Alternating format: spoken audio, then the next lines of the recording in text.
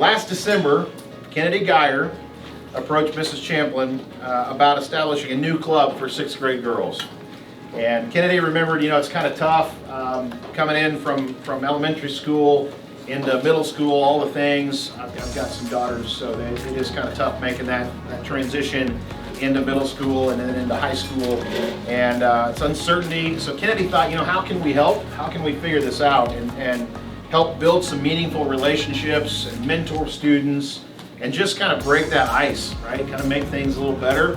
Middle school was kind of a tough time for me. That was COVID, peak COVID for us, so it was really hard to make friends. I couldn't go to school on the same days as my friends, and I was missing a community. Kennedy came to me with this idea, and I think a club like this is so important because our 6th grade girls transitioning into middle school is a big transition. They're coming from 3 different elementary schools, and they're learning to operate differently instead of in just one classroom full of kids they've mostly known throughout their elementary years. They're blending with 3 other elementary schools, changing classes, and just really trying to find their voice and find their person.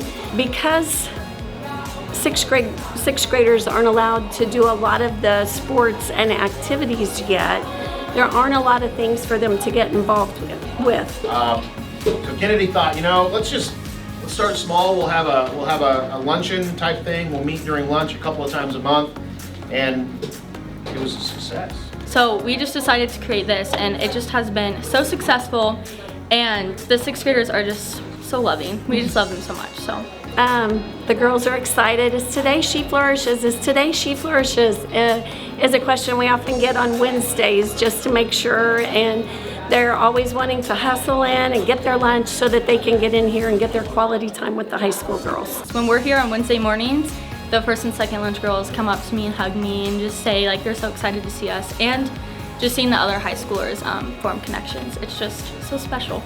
I love how the girls are just really nice, and they really don't care how old you are. They kind of just talk to you like you're their age. I know so much about them, more than I know about my own friends.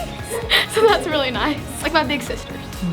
And it's so proud to have a student like this. It's a student-led club. It's student-driven.